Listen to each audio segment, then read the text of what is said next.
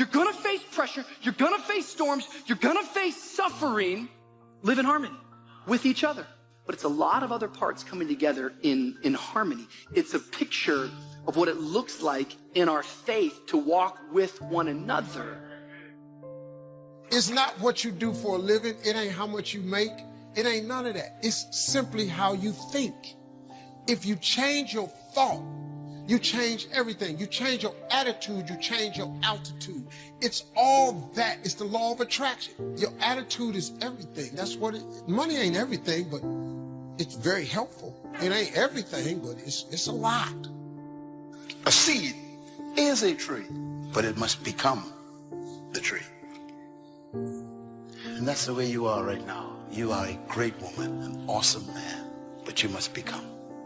It is my passion, my hope, my anger that no human being die until they are manifested. Let's meet you before you go. Let the world see who you really are before you leave us. Show us yourself. Show yourself. What is your ultimate destiny and your goals? God will never give you something somebody else is supposed to have. So all while you're consumed and focused on somebody else's career, how much they got in their account, their moves, their blessings, and their opportunities, your own career, your own focus, your own path is being further dumped in the back seat. God didn't bring you in this world to be focused on what everybody else is doing. You have a choice. Your mind has to listen to you. Part of your will is to bring your mind into order. Now, the reason why most people are ineffective in life and actually fail at life is because they've never learned how to fight the battle of the mind. Happiness is both a grasp of the obvious as well as an awe of the mysterious. But for most people around us, happiness seems to be either something left behind or something yet to be discovered.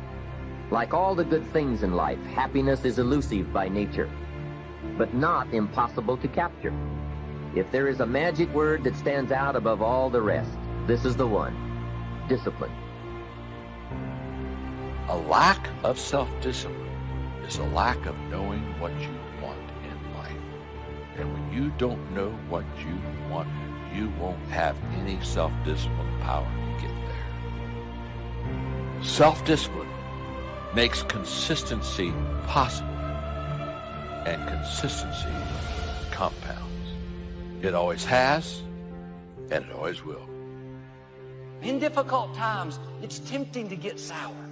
Joel, I was doing the right thing. Had this bad break.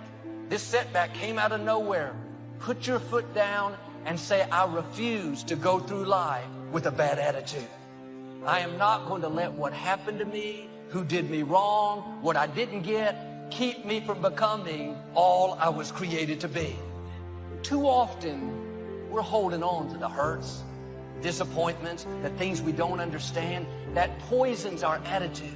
You have to let it go. This is a new day. There are a lot of people that don't understand the power of laughter and the power of being joyful and deliberately feeling good. Does it mean that I don't have any challenges? Yes, I do. Stuff's happened to people that I care about. We're so tempted to run somebody else's race. We're so tempted to do it like somebody else did it, but you don't get grace for somebody else's calling. The older I get, the more and more I am convinced that people are borderline obsessed with what's next. And don't get me wrong, I think it's important that you have a vision for your life, and I think it's important that you have an idea of where you're headed, but if you're not careful, you'll get so obsessed with what's next that you'll miss out on what is right now. It doesn't take a lot of us to realize, like, if you're graduating from high school right now, everyone's going, where are you going to college? If you're in college, everyone's like, where are you going to work? I'm like, when are you going to shut up? Have you ever noticed how the way we explain something after the event has transpired is often much different than how we experienced it? And we say after we've experienced something that, well, it all turned out for the good, but you weren't so sure about that. during the divorce, but now after the divorce, you can say, okay, well, I didn't want the divorce, and I'm not saying the divorce was God's will, but I can see how God's even using that now in my life. But when you're going through it, it feels like death, and you can't even see any life after this. We have to take control of our thoughts. We have to scratch the negative ones when they come in and replace them with great ones. Now, I don't believe self-talk works all the time, but I believe saying, I am strong, I am good, I intend, I'm a good man, my intentions are pure, I make a difference in the world, I'm kind, I'm gentle, I'm generous.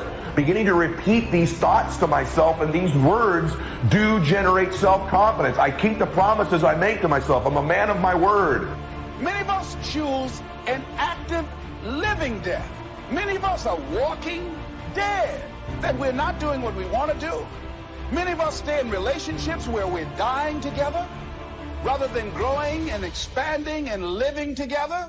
We're miserable, but because we don't have the courage to see ourselves beyond that relationship that has turned toxic, we go through life living dead people.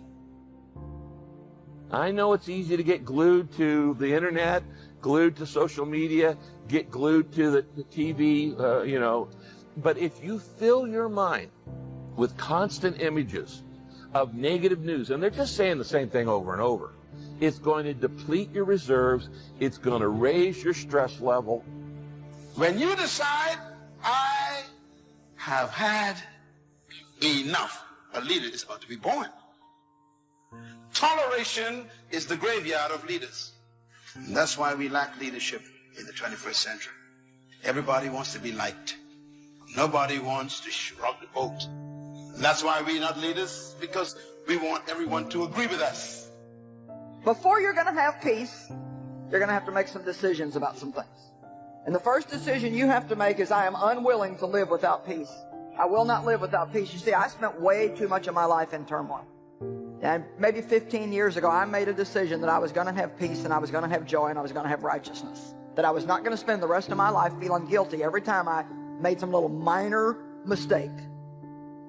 I want you to honor both yourself, and I want you to honor her, and I want you to just keep going. If what you actually need is to pause and to just take a break from school for a little bit so you can take care of yourself, that's very different than quitting. That's giving yourself what you need while being responsible for this dream that you better not give up on. Begin to talk to yourself and think these thoughts. When you combine your brain and your body, you scratch the self-doubt. You lose those 4 stupid beliefs. I am my accomplishments. I am my possessions. I am what other people say I am, or I am what I look like. These are completely flawed beliefs. We scratch those. We scratch them. We understand the process of stacking self-confidence in our life. We know we are the content of our character. It's not that easy as dropping out of law school. You've always wanted this. You've always worked for this. You've dreamt about this forever. And it's not going to leave you. That's why we say your dreams are kind of in the back of your mind. So you don't have a choice about this. So you got to take care of the fact that you're grieving, and that's like riding waves of emotion. I'm more creative today than I would have been if I'd have had those files. I test more than I would have been, because what? That was a crutch to me. I was holding on to what I knew instead of letting go so I could grab hold of what I could become. So that's a huge word right now. Just be testing. It's going to make you the person you need to be during this time. Testing says that there's a better way, and failing says, I haven't found that way. Failing tells you that, I haven't found that way, but it also tells you getting closer to find that way. That storm that you're in, it seems like that storm is enveloping the whole world. Hard to see out of that storm. It's hard to see past it. It seems like the storm is everything. You can get out of the storm, and you will get out of the storm. But right now, you're being tried. You're being forged. You're being tested by fire and by pain. Don't fail the test. Now listen to me. I don't care if you're sick. I don't care what you're going through. If you're not dead, he ain't through with you yet. As long as you waking up, you still in the game. You can still make it happen. As long as that breath in your nostrils move, you still in the game. You still can win. Now get your butt up. You need to change your mind because some of you are thinking about giving up because you're in a season of failure. But just because you failed doesn't mean that God doesn't have a bright future in store for you. It is always too soon to quit. This is not the time to throw in the towel. This is not the time to give up. It's the time to trust God more, to dig in deeper. The joy is not in the success. The joy is in trying. The joy is in the process. That I'm going to keep working. I'm going to keep going at it. See, failure is forming my future. Failure is just another peg in the ladder for me to go higher. I don't want to just know how to make it work. I want to know why it doesn't work. And the only way I can find that out is I got to fall on my face. But guess what? The righteous man falls 7 times, but he gets back up. And if God be for us, who can be against us? There's nothing in this world that can defeat us if God is for us. It is impossible to have victory and think bondage. It's impossible to be happy and think sadness and depression. And if you're not careful, you will allow situations in this life to cloud your perspective. And you will allow moments in this life to take away the hopes and the dreams of tomorrow. Failure, it's not final, it's formative. It's part of the journey. How are you going to learn if you don't ever fail? Failure is fuel for your future. Failure is a part of your story. The only time you fail is the last time you try. You need to get the right perspective on it because this failure, it will not end in death, but this failure is a part of you being formed. I'm telling you, it's possible to be weak. It's possible to feel overwhelmed, outnumbered, out-resourced. It's possible to feel discouraged. It's possible to be going through something that you've never gone through. And if you were to be honest, would say, I am weak this day, yet I'm still anointed. I want to encourage somebody out there who's thinking about quitting and giving up. Somebody who has been praying for years for things to turn around. You're thinking about quitting. You're thinking about getting up. You are caving in. This is for you. When I'm discouraged, I need somebody to come alongside me to encourage me that weeping may endure for a night, but joy comes in the morning. That kind of talk wakes up my faith. It stirs my faith to know that no matter how dark my situation, God can work it out. Don't give up. Don't give up. Stay in it. Stay focused. The biggest single obstacle standing in your way to success is not lack of education. It's not lack of background. It's not lack of money. It's lack of belief in yourself.